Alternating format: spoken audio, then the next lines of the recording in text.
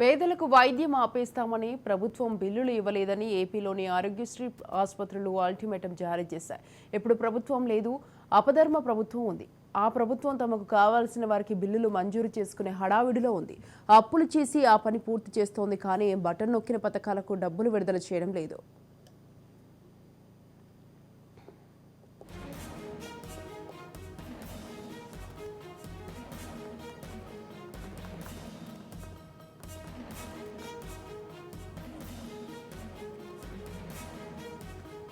₹14,000 కోట్ల ఎన్నికలకు ముందు ఖాతాలో వేస్తామని హడావుడి చేశారు. ఎన్నికలయ్యాక 1,400 కోట్లు కూడా జమ చేయలేదు. కానీ అప్పులు మాత్రం దాదాపుగా 10,000 కోట్ల వరకు చేశారు.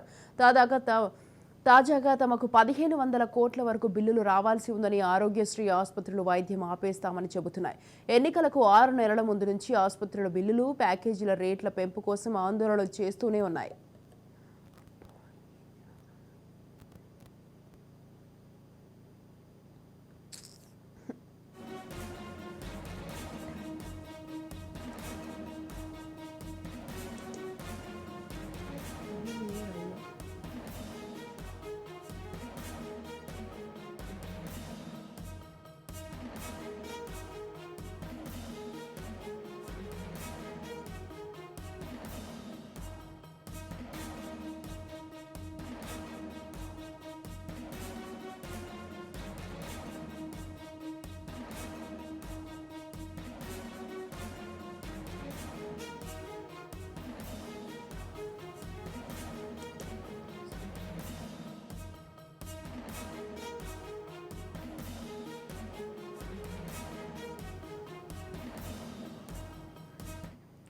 రైట్, ఈ విషయంపై పూర్తి సమాచారం అందిస్తామని మా ప్రతినిధి శ్రీరామ్ ఫోన్ లైన్లో ఉన్నారు. శ్రీరామ్, చెప్పండి. పేదలకు వైద్యం ఆపేస్తామని ప్రభుత్వం బిల్లులు ఇవ్వలేదని అయితే ఏపీలోని ఆరోగ్యశ్రీ ఆసుపత్రులు అయితే అల్టిమేటం జారీ చేయడం జరిగింది. దీనికి సంబంధించి మీ దగ్గర ఉన్న అప్డేట్స్ ఏంటి?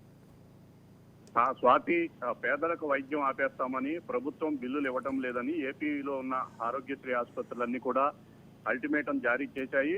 ప్రస్తుతం అధికారికంగా గవర్నమెంట్ లేదు, కేవలం ఆపద్ధర్మ ప్రభుత్వం మాత్రమే ఉంది. అయితే ఈ ప్రభుత్వం కూడా తమకు కావలసిన వారికి బిల్లులు కేటాయిస్తుందని, అలాగే గతంలో పథకాలకు రిలీజ్ చేసిన సొమ్మును కూడా వాళ్ళ అకౌంట్లో వేస్తుంది, కానీ తమకు సంబంధించిన బిల్లులు మాత్రం రిలీజ్ చేయటం లేదని ఆరోగ్యశ్రీ ఆసుపత్రుల యాజమాన్యం ఈ అల్టిమేటం జారీ చేయడం జరిగింది.